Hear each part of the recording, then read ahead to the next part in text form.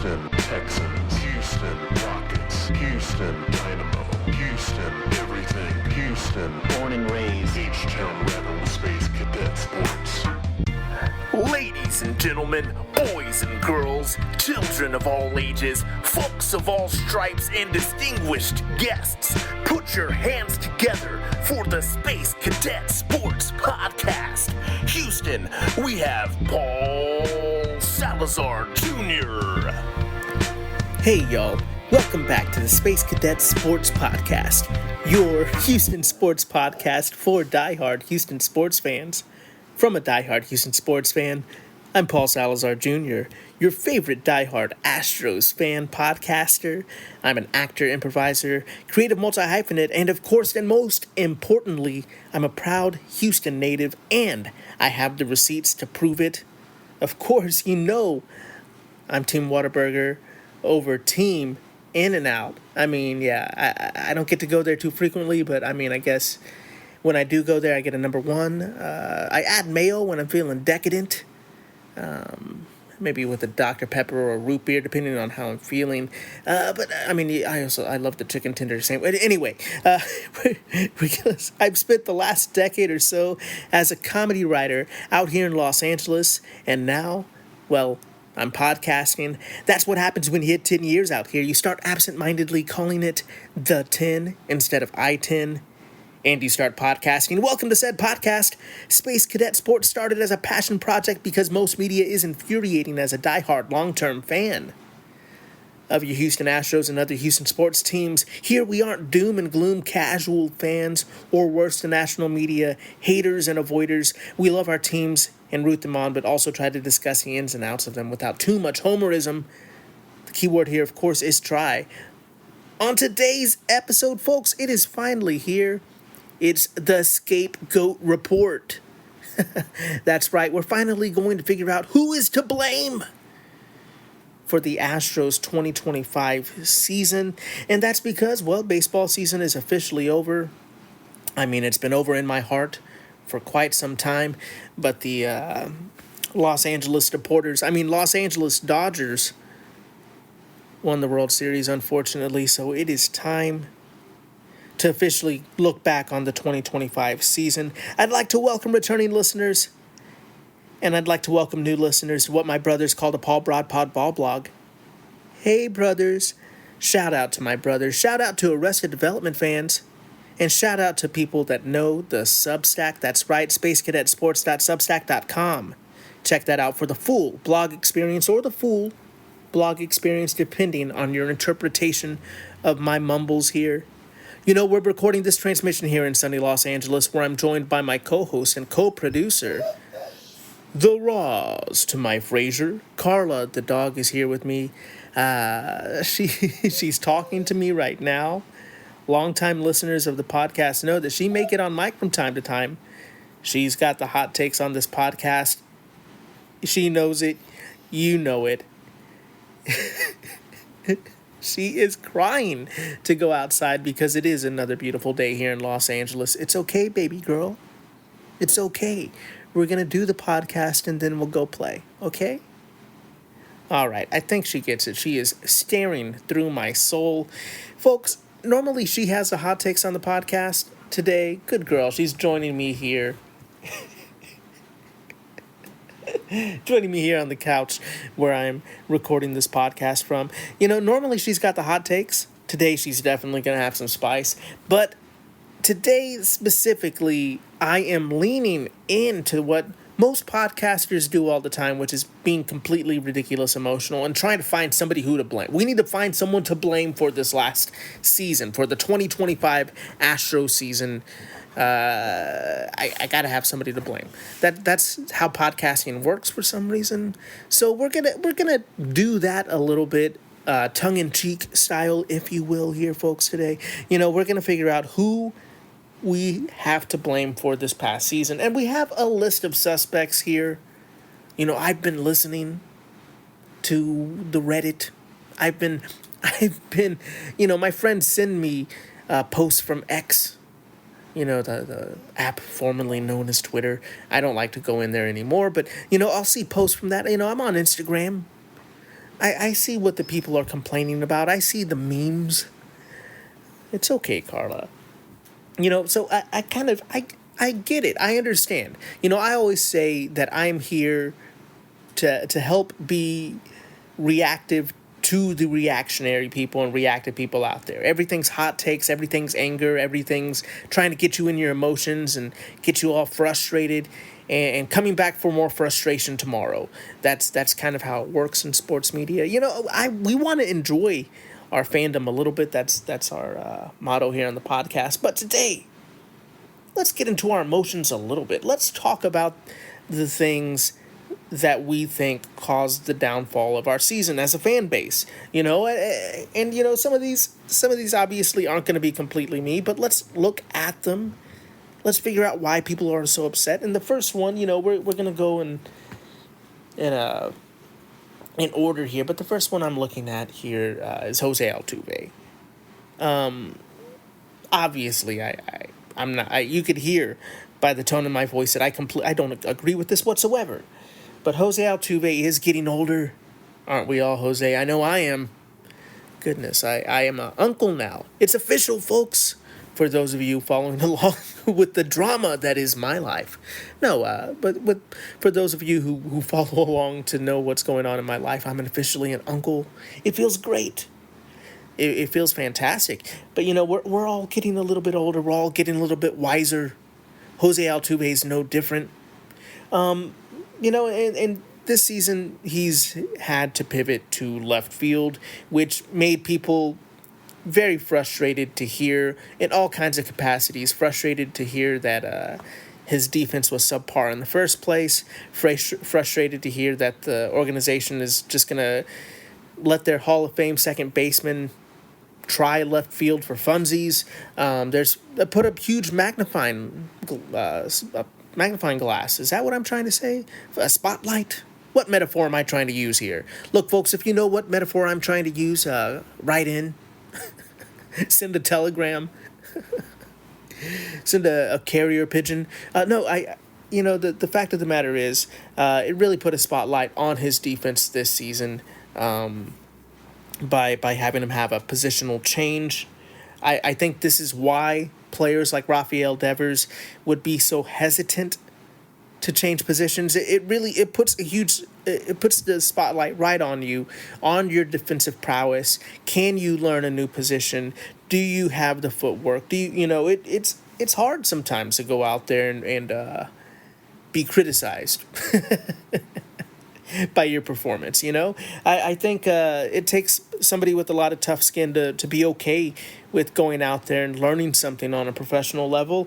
And Jose Altuve is that guy. He's having fun playing baseball. He seemed like he was up for the challenge.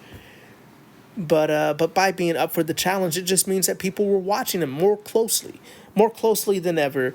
He was being watched as not just for his defense, but now that he's getting older, now that there was a season without Alex Bregman, a season without Kyle Tucker, Correa was gone, up until the trade deadline. Jose Altuve had a huge spotlight on him this season, and I think a lot of you kind of fell for the narrative. You're watching him more closely than ever. And, that's not to say that, we shouldn't watch him with a scout's eye or something like that. I get it. It's part of what I do. It's part of what we do as fans. We're comparing and contrasting. I just think that this whole, Altuve isn't what he used to be thing isn't quite right. He hit 265. His average was 265 this past season. On-base percentage was 329 and a slugging percentage of 442. He had 26 home runs, which I believe was the most home runs on the Astros. Obviously, we had some sluggers that were hurt and sluggers that didn't quite perform up to the levels we were expecting them to. He had 77 RBIs with 113 weighted runs created plus and a 21 F-WAR. And for those of you who don't know, weighted runs created plus, essentially you want that to be 100 to kind of be like a league average weighted runs created plus, So that's, he's performing above average in that kind of runs created metric, in that hitting and slugging metric. F4 means wins above replacement for those of you noobs. Don't want to get completely into the nitty gritty if you're just here to generally talk baseball. And if you know these things, I'm sorry. Look, I'm trying to incorporate everybody into the conversation, all right? Cálmate. Nerd. I'm a nerd too. It's okay. It's okay. I always say, I'm still learning the demographic of my listeners. If you want me to stay away from some stats and get to, more general jokes and talking, we could do that. If you want me to get into more stats, I can do that too. I just try to give you a balance right now. A little bit for everybody. Another thing for Jose Altuve in his 2025 stats. Let's see. That is there's no way that's right. A 16.7% strikeout percentage. I'm going to look that up to double check. That's obviously would be down from last season if that is correct. I think I made a error when writing that down. Maybe that is correct, and maybe that is why I wrote it down. His walk rate from last season was 8.4. He walked at 8.4% of the time, which was up from the previous season. So if his strikeout rate is going down, and if his walk rate is going up, that's a huge plus. Let's see here. I'm on the stat page now. 16.7% strikeout rate. That's correct.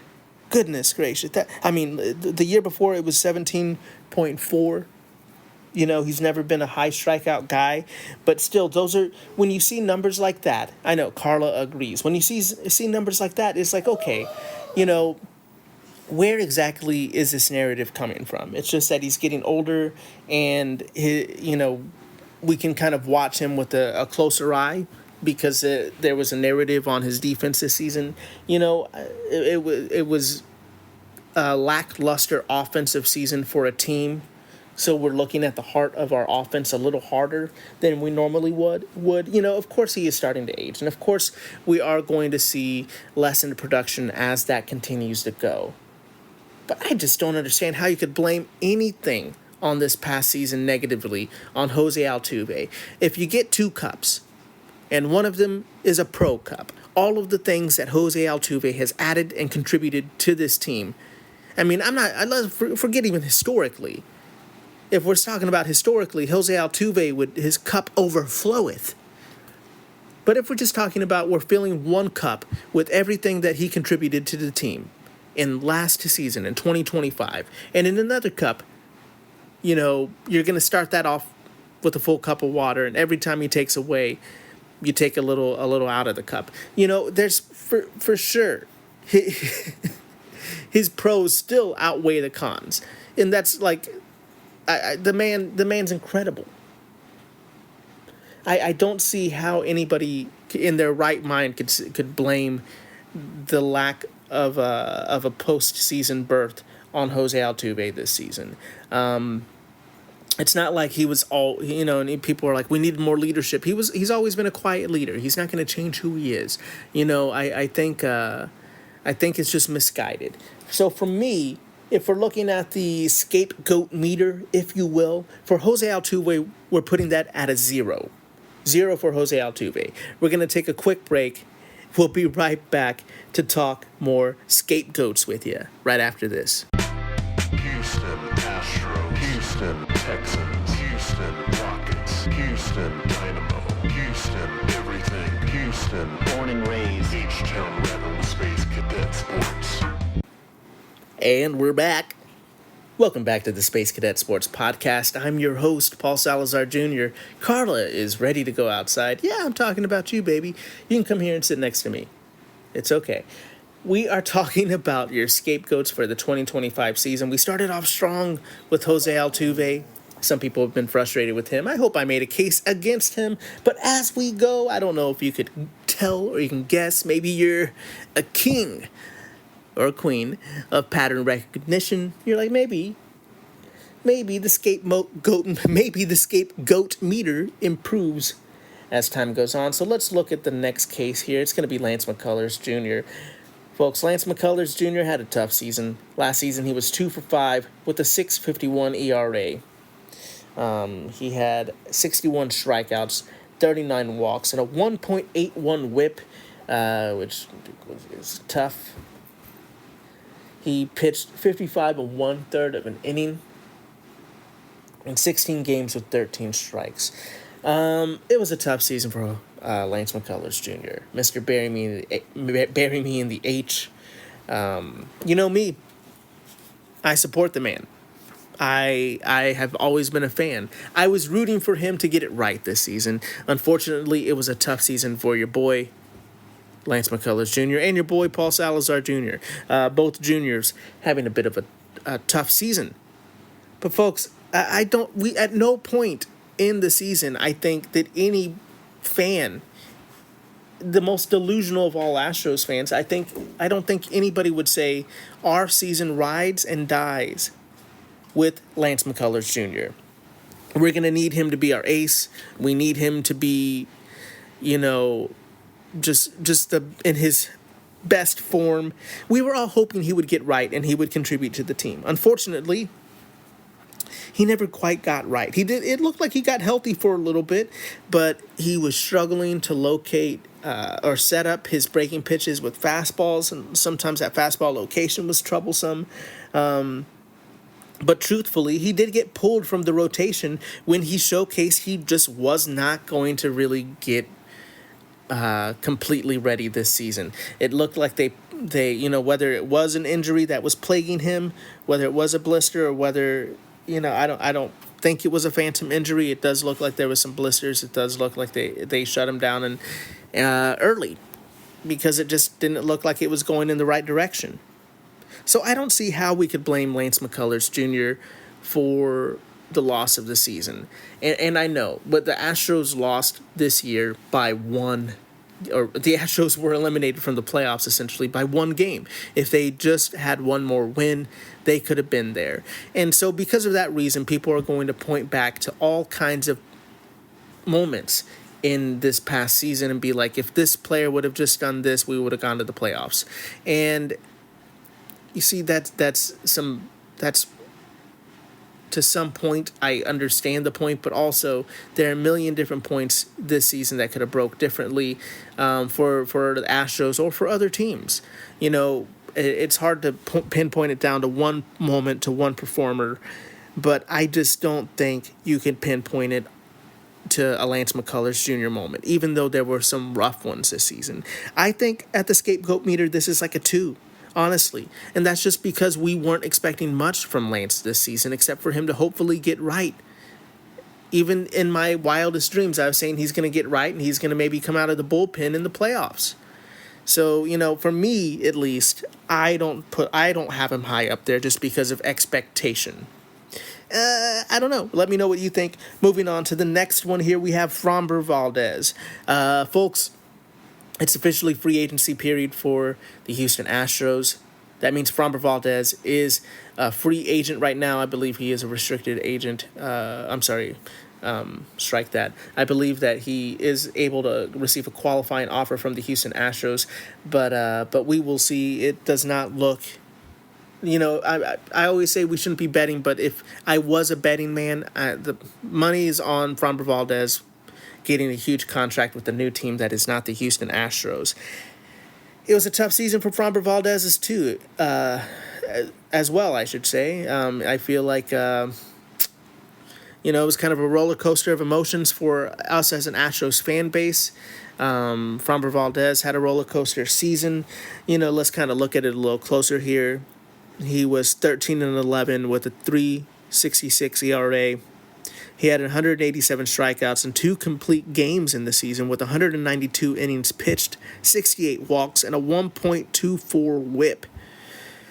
Framber Valdez, that's still a great season. I mean, he's eating a lot of innings. He's doing a lot of good work. The win-loss isn't where you want it to be. The ERA is a little funky. But, when you look at his career, he's 81-52 with a 3.36 ERA and a 1.20 whip. 1,053 strikeouts on his career. Framber Valdez is not always the most consistent from game to game. He can be a streaky player. but he eats innings. He is a great lefty, and any team in the league would be happy to have him. I truly think that. I mean, there's not a team that would say no to a Framber Valdez. It just comes down to cost. Do they have the financial flexibility to sign a guy like Framber Valdez? And I think, when it comes to Houston Astros fans and Framber Valdez, I understand. There's a lot of frustrations with him because sometimes he just seems to get in his emotion. He seems to lose focus a little bit, and that's hard. And for me especially, I feel like this is a ridiculous way to criticize an athlete. These are some of the most high pressure moments. He's working with a sports psychologist. Ever since they went to a pitch clock, he's definitely struggled to bounce back from tough moments. I'm not saying mental fortitude or any of these buzzwords. I'm not trying to be some body language expert. All this anecdotal evidence that just means nothing, but because it validates your point of view, you're like, yeah, obviously, look, that guy's a scientist because he says the things that I think. I really, with all these things that are kind of intangible when it comes to mental health and when it comes to focus for Framber Valdez, when you look at his stats, he's a fairly consistent pitcher. And it's tough when you need him to kind of be an ace. But he was kind of a co-ace with Hunter Brown this season. He really never was quite the ace that we needed him to be, and that's frustrating, of course. But I think it was just hard. When we needed him to be his best, he was not capable of being his best. And I think that's the frustration for Astros fans. We needed the best that he could be, and in those moments, he just was struggling to be his best. And it's hard to begrudge him that when he generally performs pretty well or way above replacement. He would be a first or second starter on almost any team. Like, truthfully, I really don't know what rotation he'd have trouble cracking. Maybe a third one in like a really stacked team, but I mean, it's just tough because it feels like he has let us down. It's almost like an old relationship from your youth. It's like, it's partly my fault for the expectation. No, I honestly do think that it's just tough for both sides here, for Framber Valdez, and just because he needed some more time to get right. He was just feeling the pressure of the situation, I believe. We'll get to pressure, definitely. There's going to be some places that if Framber Valdez will sign as a free agent, the pressure is going to just increase tenfold. And that might be tough for him and that team in that situation. All I'm saying is, like, while this is kind of a little bit of a mental issue, I'm not trying to beat up on anybody who has trouble in those spots, but the reality is like there were some tough moments, but he's such a good pitcher, and when you really look at it at the end of the day, I really can't blame him for the season, because almost like Jose Altuve, if you have one row of pros and one row of cons, I can't use the water analogy because, it was a tougher season for Framber. But, there's the pros more outweigh the cons here. The Astros would not have had such a consistent season without a pitcher like Framber. It's going to be hard to find a pitcher that can get you 180 innings to 200 innings a season. That just doesn't happen. He was consistent. In a season full of injuries, he wasn't injured. He's been just a steady horse for us, and we're going to miss somebody like that when he's gone. So for the reason of how much he contributed to the season, I just can't make him a scapegoat. I feel like the scapegoat meter here is 3. Let's move on to Joe Espada. That's right, manager Joe Espada. A lot of fans were calling for his job. A lot of fans aren't happy with Joe. I just don't see it. I mean, he moved Christian Walker down the lineup. He moved Altuve from the top of the lineup. He moved Jeremy Pena He moved Jeremy Pena to the top, to be a leadoff batter when Jose Altuve, all we've ever known. There's children in Houston that have all they've ever known was Jose Altuve as a leadoff.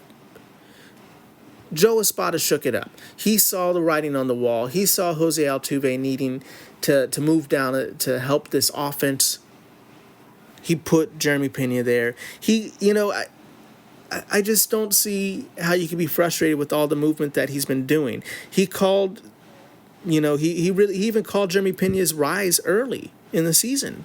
He was talking about Jeremy Pena having a great offensive season in Florida. Joe Espada also managed a great bullpen for the majority of the season. It seemed like he was pretty solid, moving those bullpen pieces around. Even without Josh Hader, he found some ways to win games. It was tougher towards the end for sure when he just didn't have a lot of arms to come out of the bullpen. But, before the Astros started slipping, after the trade deadline, there was talk for Joe Espada being manager of the year. So I understand the frustration. I understand that we can go back and really cherry pick some moments where Joe Espada really made some bad calls. But overall, I feel like we were complaining about Dusty Baker being really, really stuck in his ways when it came to the lineup card. Joe Espada, was moving everything around, trying to find any kind of solution this season. He can't go out there and hit for them, but it did seem like he was trying to motivate them and trying to find a way to make this roster that Jim Crane and Dana Brown gave him work. Let's go ahead and move on to the next one. Astros medical staff. Well, did I give Joe Espada a scapegoat meter score? I'd say 3.5 if I didn't. And let's go to the Astros medical staff. This one frustrated a lot of people. A lot of people were blaming the Astros medical staff for a lot of reasons. The head athletic trainer got fired this offseason. And I get it. The Astros having so many injuries, blaming the medical staff is an easy target. I get the anecdotal evidence, but I feel like it is a little bit misplaced anger in some kind of ways. Sports medicine, like when did we all become sports medicine experts? I didn't see any of you in my kinesiology class at U of H. Like, I get it. Of course, we want better. And I've said this on the podcast before, and this pretty much sums up how I feel about the medical staff. I don't know exactly what they do besides preventative work with the athletes, trying to rehab them with the athletes. I don't know enough about the medical staff to give you a fully formed opinion. But based off of the results that they've had these past couple seasons, maybe it was time to find some new solutions in there. Not that what they were doing was necessarily bad or causing injury or causing harm. I don't think there's any evidence that can point to that they were doing such a poor job that if you just wore an Astros jersey, you were going to get injured. There were some freak injuries. Sports injuries happen all the time. Rehabilitation from injuries is not always linear. Things aren't straightforward. You can't compare one thing to another because we're all completely different, and how you injure yourself is different. It's a tough job. But I do agree. I do understand wanting to make some moves after a season like this. But at the same time, I can't blame the whole season on something I don't understand. That's foolish. But anecdotally, I understand the frustration, so I put this at a scapegoat meter at about 5. And this is out of 10, folks. I don't know if I said that. It's like 0 out of 10 on the scapegoat meter.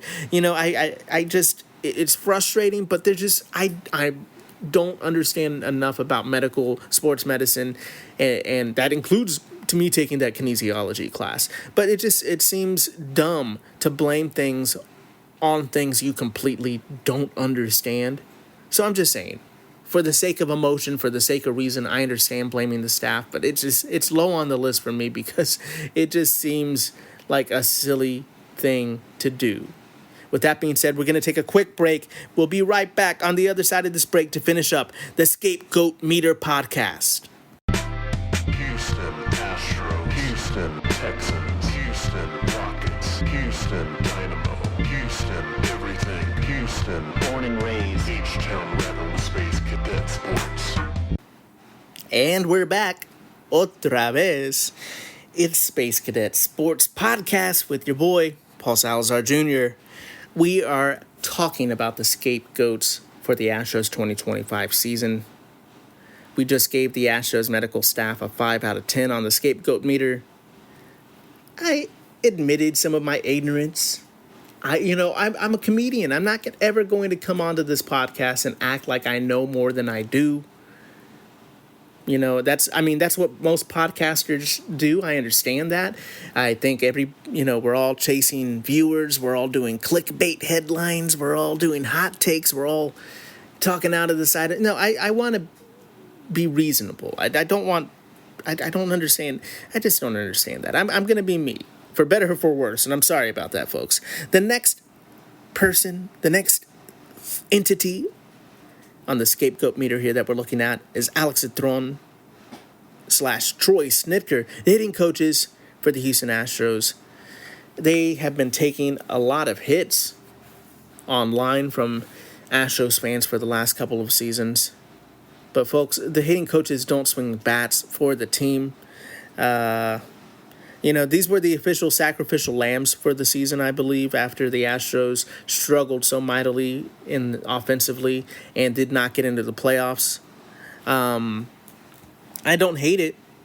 I don't hate new hitting coaches. The whole reason I was advocating for keeping new hitting coaches last season and in the middle of this season is because I don't think you shake it up like that with an organization like the Houston Astros. You just don't clean house for no reason. You want consistency. You want your guys to have routines that they know and like. You want coaches that they'll listen to. And after a season like this, whether or not it was the coaches not implementing their system correctly or not communicating it to the team correctly, or it's just the performance of the batters not heeding the advice of their coaches and losing their coach's job because of that. Either way you cut it, I think it's an okay time to move on from me. But at the same time, I don't blame them for the hitters not having good approaches all the time. I think the approach was there at times. I saw the team be able to change their approach. I did see better results at times, but I also don't know. I wasn't there in the meetings to know what their approach was. But they were professional hitting coaches. There's no way there was no approach, or they were just telling them to go up there and do whatever. It just started to lose its effectiveness, and they had to go. But this was more of a shake-up to wake up the team, as opposed to blaming everything on them. I feel like on the scapegoat meter, it's still low. It's still like a 5.5. Like, you can blame them a little bit, but blaming them completely is a little silly. But let's move on to Yordan Alvarez, or really the lack of Yordan Alvarez. I really thought he could have been an MVP candidate this season. But he was never healthy. He only played 48 games with the 273 average, 430 slug, 118 weighted run created plus, 6 home runs and 27 RBIs. We truthfully needed Yordan in this lineup. We needed him to protect hitters, like maybe the next guy we're going to talk about. But, he couldn't have helped not being completely healthy, and it feels you can't blame a guy for not being around. What is he, an absent father? I don't feel like we could blame Yordan Alvarez for this season. The lack of him, though, does feel like really hurt us when it came to constructing this lineup in a way that really protects some of these hitters. So yeah, it's like an incomplete grade. I'm not going to even give it a grade on the scapegoat meter, but the lack of Yordan Alvarez was a huge thing this season, because he could have protected some of these hitters, like Christian Walker. Christian Walker is the next guy we're talking about. I mean, are we about to talk about the curse of La Peña? We haven't had a good first baseman since Yuli Gurriel. Oof. Let's look at Christian Walker last season. He batted a .238. He had a 99 weighted run created plus, 27 home runs on the season. He had a .421 slugging, with a 1.1 F4. Not great, but also like I think it's the comparisons to Jose Abreu is completely disrespectful. Let's look at let's look at 2023 Jose Abreu. His batting average is 237. Okay, close to CW, but his weighted run created plus is 86. Completely different. His home runs were only 18, and his slugging was down for 383 compared to 421 from CW. And his F4 was minus half. He had a negative F4 that season. So I don't think it's completely the same, even though the batting average is slightly the same and Abreu hit some homers. Like Christian Walker had a much better season than that. And if you look at Abreu's 2024 season, Abreu bat 124 with a 195 slugging percentage, 2 home runs, a 0 WRC plus with a negative 1.5 F4. I think it's completely disrespectful to say this is Abreu, but still, yikes. Walker still did not have the season that we were expecting of him, especially when we signed him in free agency. Walker struck out 27.7% of the time and only had a 6.3% walk rate. I think Abreu was obviously slowing down. He was losing some of his bat to ball skills, but Walker was chosen as a free agent because he still has a lot of those skills. We just need him to start playing with a little less pressure, maybe. I don't know. Maybe he could benefit the most from somebody protecting him in this lineup, but it would also, while I'm saying he didn't have such of an atrocious season as a lot of fans are saying, at the same time, I would not be surprised if the team is ready to move on from Christian Walker and if they have a good trade available. And that's not saying that I am personally saying get rid of this guy. I blame him for everything. I'm just saying I think if the team has a lucrative offer, they might move him because the results were tough, and not just in the stats, but just like eye test results. There's so many times Walker would go up with runners in scoring position, game on the line, or we just needed one more win, or just needed one more run, or just needed to get back in the game, and Walker would be frustrated at the plate and in a strikeout, or he was very frustrated this season. I don't think fans were as frustrated as Christian Walker was as frustrated with himself and the way that he was lacking with runners in scoring position this season. I do think that can change, but will that change when he's in an Astros uniform? I think that's up to Dana Brown and Jim Crane. I wouldn't mind seeing him on the team. I think he still has it. I think kind of like Josh Hader's first season with the team. I think you sign a big contract. Sometimes you show up and you're just a little nervous, a little gun shy. You're just like, man, I really gotta compete, and that can get in your head. So with all that being said, I don't blame him too much. On the scapegoat meter, I do think he has some blame, but I don't blame him for the entire season. I put him at like a 5.5 maybe, the same as the hitting coaches.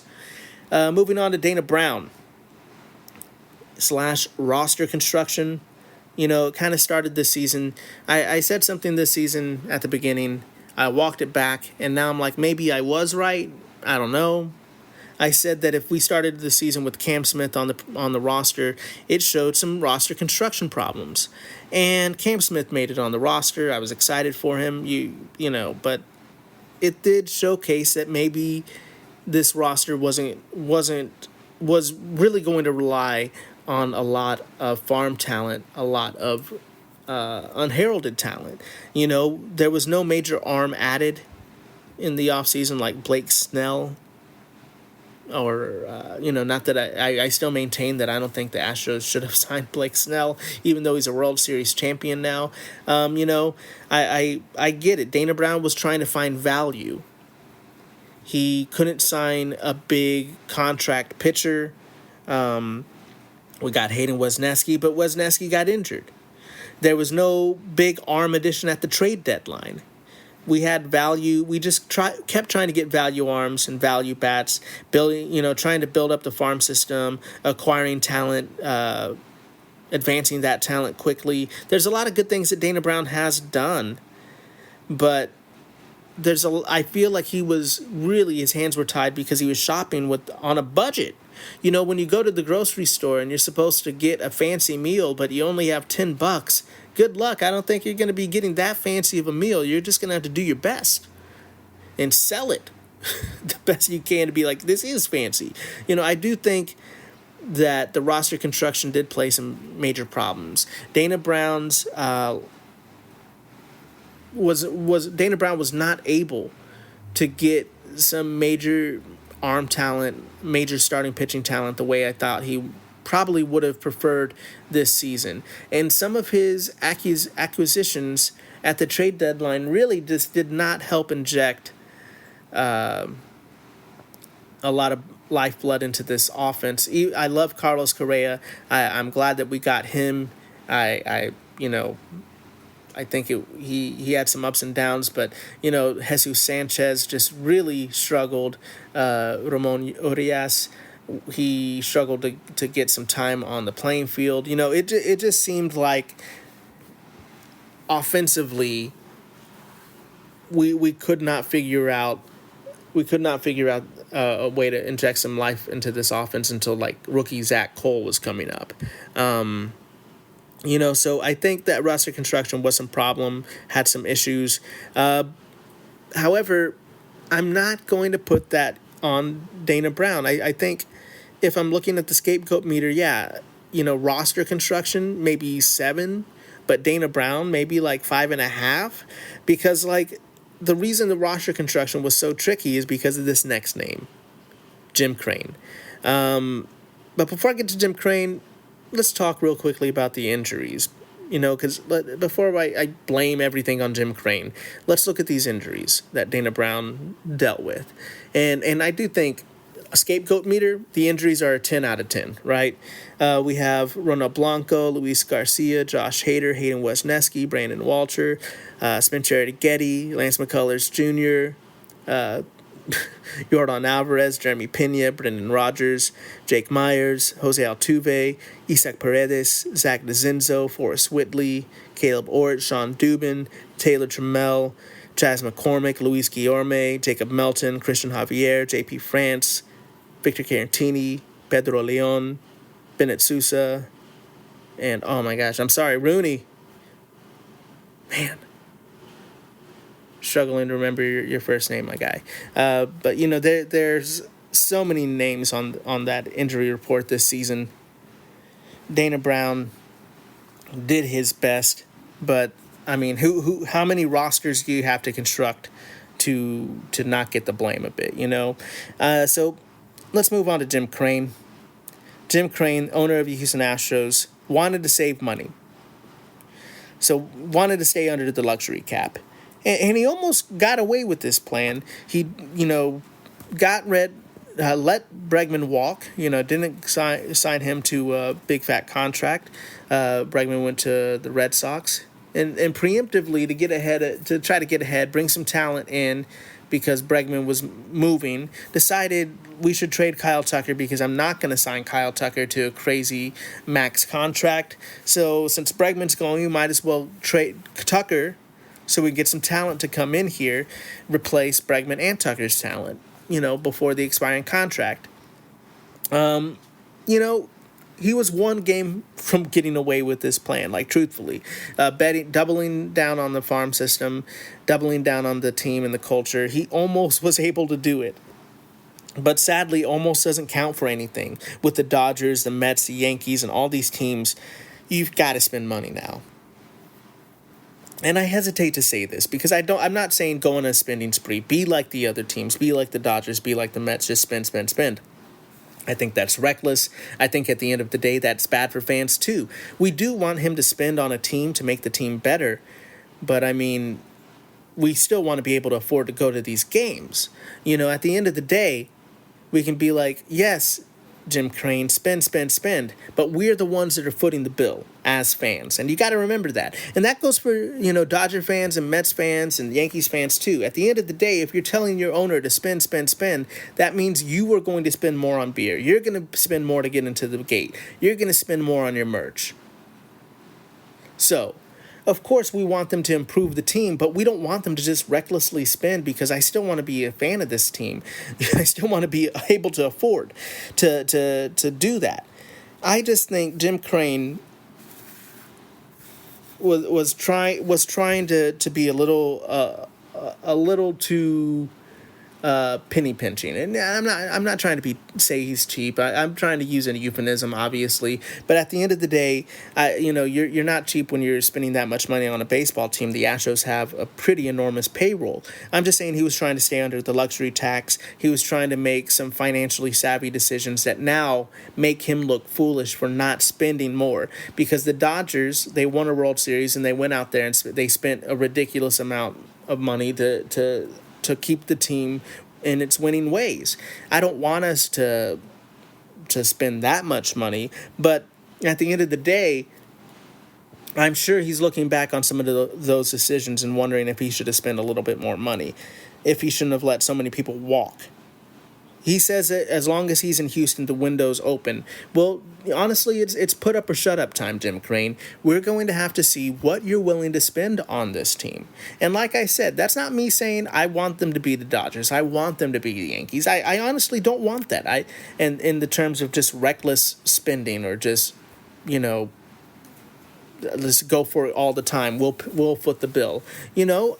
I want there to be some actual financial literacy in these decisions. Of course, I don't want to be priced out of our own games, but I'm just saying, Jim Crane, you're going to have to go get a big free agent this season, because a lot of those teams are going to do that, and his willingness to spend a little bit more money is going to be telling this season, or if he's going to tell Dana Brown to go back out there and find me some more value. You can still make great teams with that and build teams that can compete, like the Tampa Bay Rays. There's lots of teams that can do that, but they do go through some downtimes too. It's not like the playoff window is always open, and a lot of fans in Houston, they want to see this team compete. This team can compete. It's like right now the Astros have the fourth best odds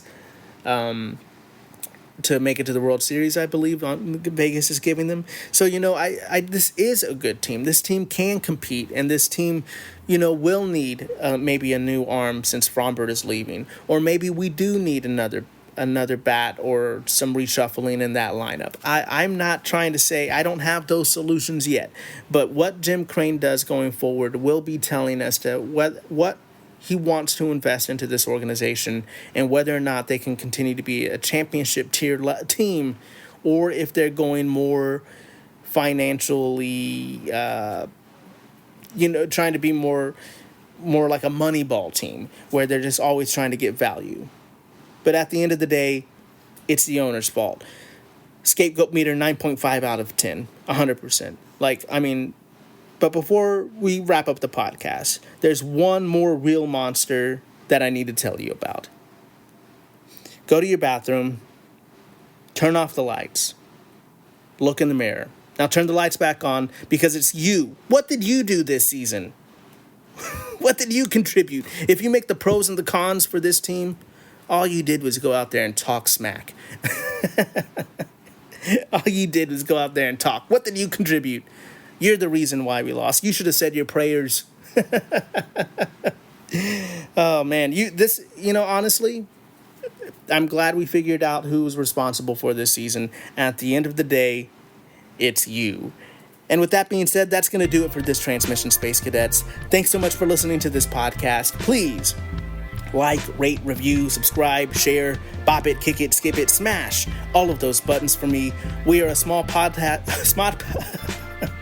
It's late. I'm losing my diction.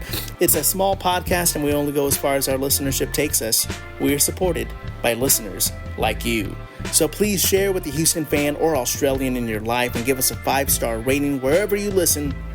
Please reach out on social media. Let us know what you think. Let us know who you think deserves to be the biggest scapegoat of the group at Space Cadet Sports. Or you can call in. Leave me a voicemail. Let me know what you think at SpeakPipe. That's speakpipe.com/Space Cadet Sports. or you can tell me on the Substack.